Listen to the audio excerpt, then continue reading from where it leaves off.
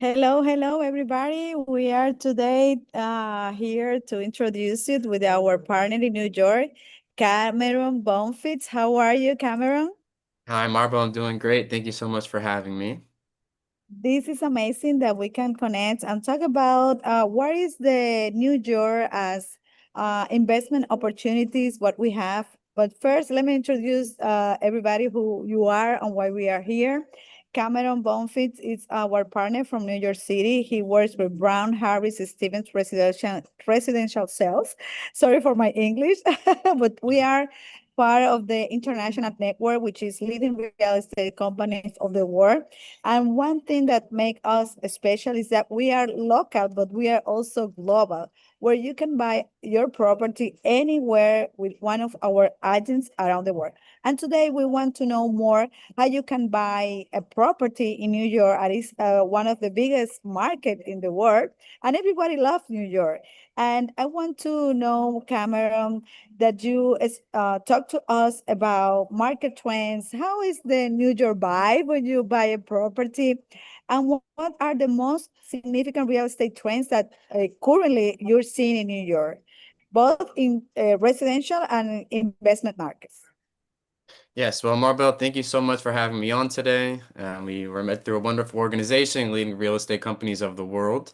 And as a broker from New York City, being able to connect with a broker from Dominican Republic, it's terrific. Two wonderful companies.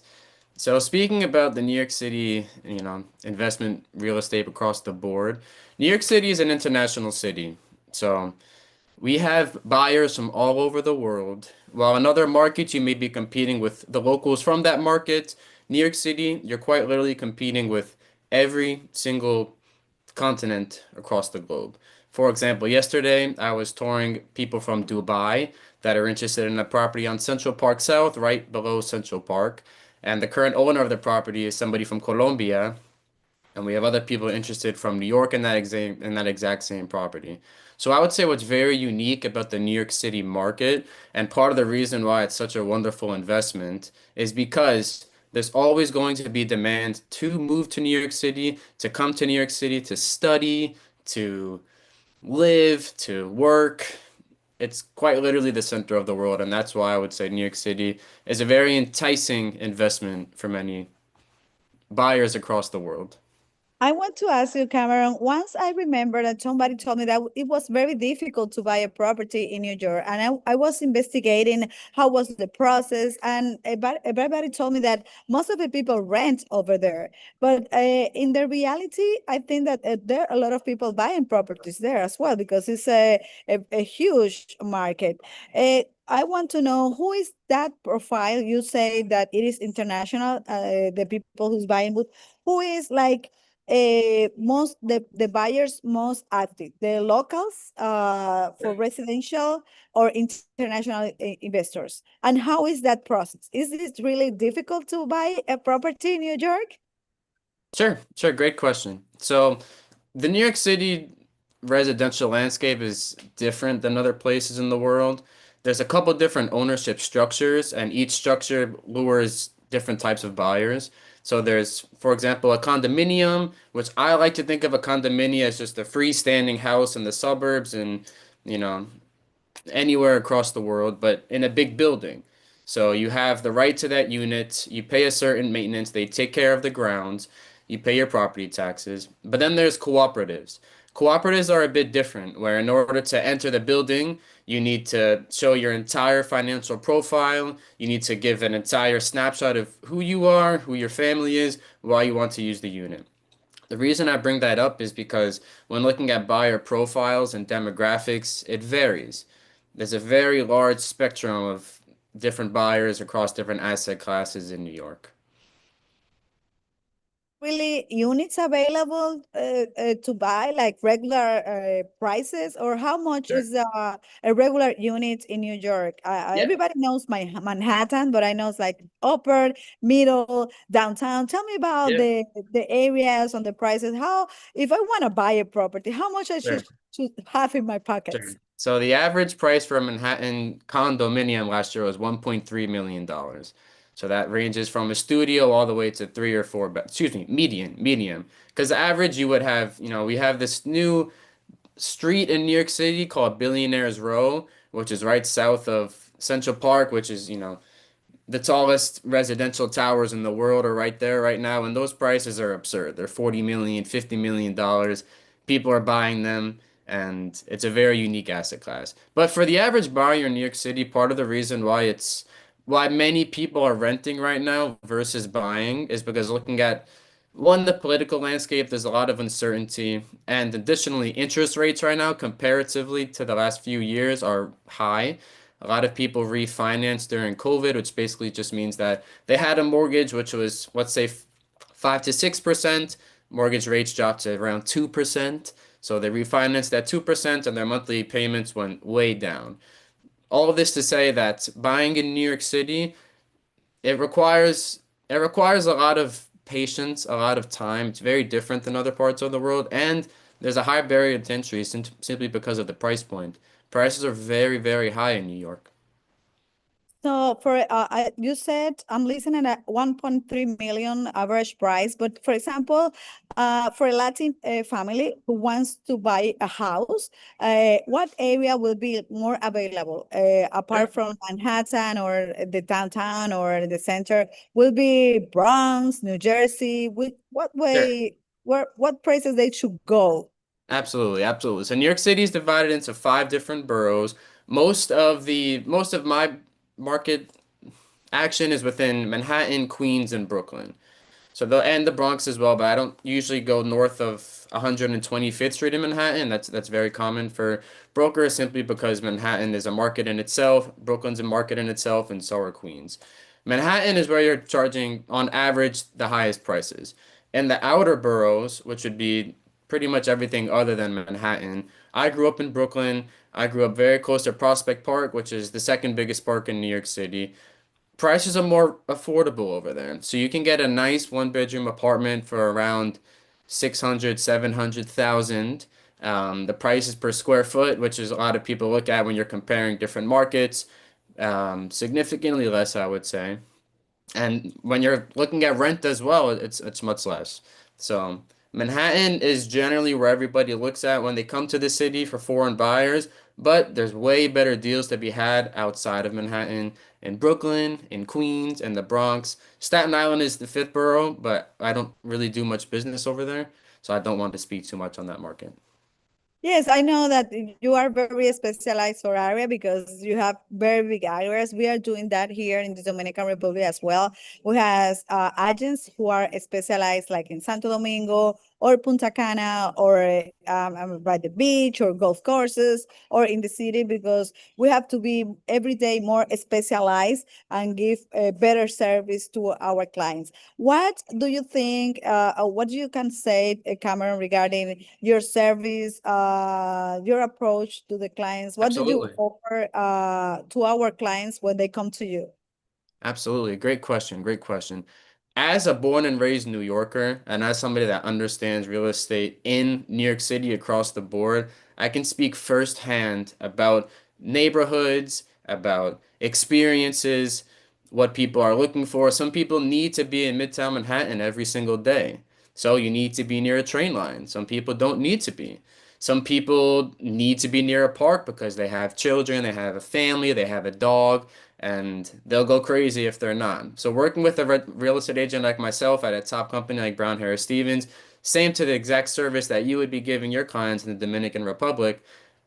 Real estate is very local. It's an incredibly local business. You need to not have somebody that you can trust, that understands the market, understands the prices, understands the certain vibes of different neighborhoods, where to go, maybe where not to go, where to get great deals, and all of those nuances, I would say I would offer to my clients, same as you would offer to yours. Awesome, amazing. Yes, the local expertise is the first thing that everybody I mean, needs and also the trust, I would say, is the same here in the Dominican Republic. And I want to, regarding that, make you a question regarding the hot areas for growth. You know, we have a lot of people that are looking for opportunities where they can invest and maybe have a gain in the Yep. time. Here in the DR, that happens a lot with new constructions or new areas that are on development. If we have somebody listen to us now, what can you say regarding those places that could be Sure. an opportunity for to invest that will increase or growth in the next 3 to 5 years? Absolutely, absolutely. So there's a strip in Brooklyn called Atlantic Avenue, and I'm being very specific about this location because I really believe in it for anybody that's interested. And there's other cases across the city where this happened.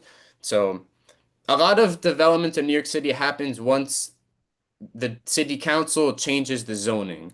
So New York City, if you have an industrial zone, you can only build warehouses there. You can only build, very specific type of product. If you're in Midtown Manhattan, it's a lot of commercial buildings. You wouldn't want to build, a brownstone, a five or a three-story brownstone.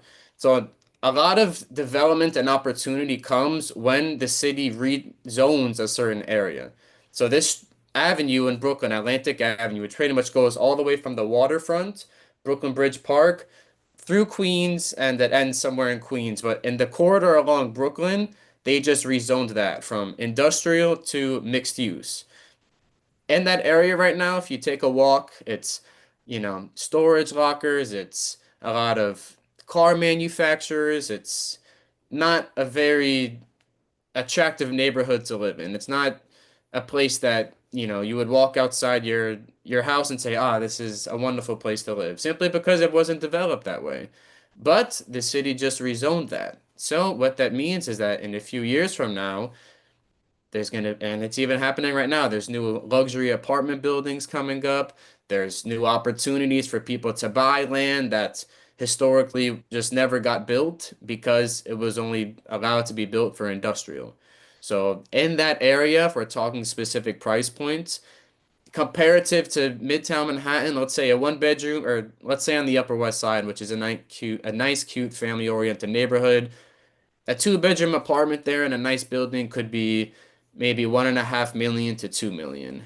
And for that same exact quality of life in terms of the building itself, you place it on Atlantic Avenue in Brooklyn, that same exact experience, not taking into account everything outside of the building, just that unit itself, will probably cost between 800,000 to 1.2 million. But Wow. that's in a few years from now. Right now, Right now, there's not much there. So there's a lot of opportunity with pre-developments in Atlantic Avenue in Brooklyn, and a lot of opportunity zones are very linked to the zoning changes that happen across New York City. Or even buy a property to remodel it, I mean, to Exactly. redesign and resell in the future. Well, there's a lot of opportunities everywhere, and New York for Corp that have it, and with Cameron, you can do it. And Cameron, I have a last question for you. If I want to buy, what are the documents that I need Sure. to bring to you in terms or starting to make an offer? How is the process? Sure, sure, sure. So in New York City, just in terms of closing costs as a buyer, just a fair number to keep in mind is 2% to 5%. So let's say you're closing on a house that's $700,000, which in New York is not a bad price. In other markets, it may be different, but in New York, 700,000 is a price that people aspire that would be considered a good deal in certain neighborhoods. So 2 to 5%. And then in terms of what paperwork you would need, it would change if you were going. A lot of New Yorkers go all cash for deals. That's very common. But if you were to take out a mortgage, you need all of the mortgage paperwork, which takes a while. That's a lot of the delays of closing in New York City are mortgage paperwork. You would need title insurance. You would need, again, the mortgage paperwork is very specific. So New York City it's a very highly regulated closing process, simply because there's a lot of eyes on transactions here. So everything needs to be approved by the city. Everything needs to be properly documented. Well, that's important that the people know that, because it's not something like maybe in a month that you can buy the property. Maybe you would take 2 or 3 months to make a closing or more.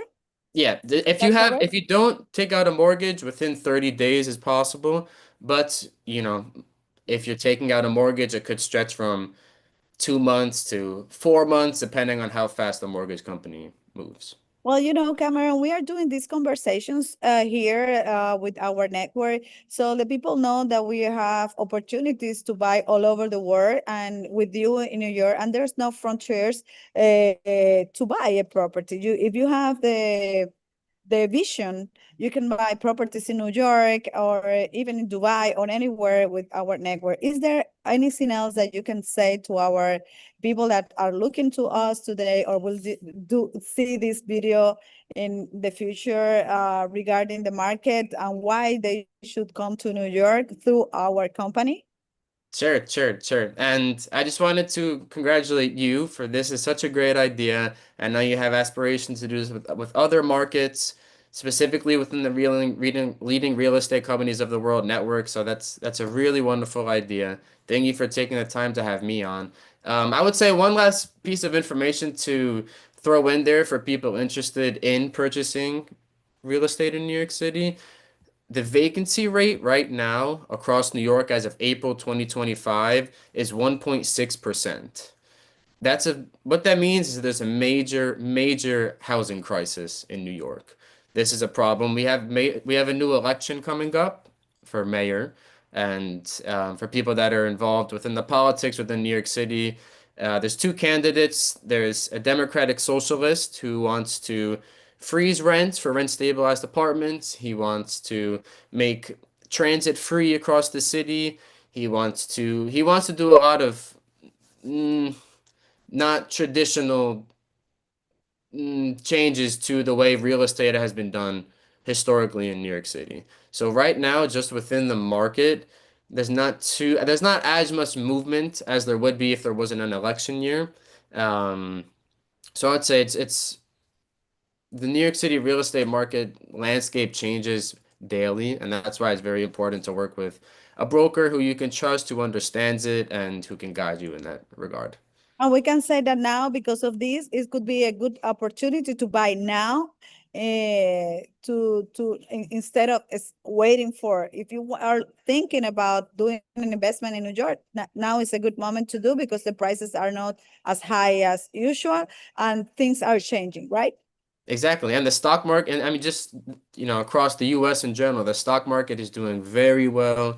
Wall Street bonuses are going to top their peaks, which was last year. So, there's a lot of money that's waiting to be dispersed, specifically in real estate, just because of the upcoming election. And right now is a good time to get in. It is. Amazing. Well, everybody, thank you very much for being here. We are from the Caribbean to New York to all over the world. You can join us, buy a property with us, with a trust network around the world. We are leading real estate companies of the world. Maribel Lugo from Dominican Properties and Cameron Bonfils, our partner in New York. Thank you very much. I don't want to take more of your time, Cameron. I think it's been amazing to talk to you today and letting the people know how is the process and how they can think about buying a property in New York. I know that everybody that is listening or looking at this will think about it in the future and just contact us and we'll contact you immediately with Cameron or any other of our partner. Thank you very much, Cameron. Big kiss from the Caribbean. You Thank can you see so the beach much, Maribel. and This was we see wonderful. the skyline of New York. Also, if people want to come from New York to Santo Domingo, we are Exactly. here to help you as well. Yes, and Thank I you will send you all of my clients to the DR. bye bye. Thank you. Have a Okay. great day. Thank you, Marvel.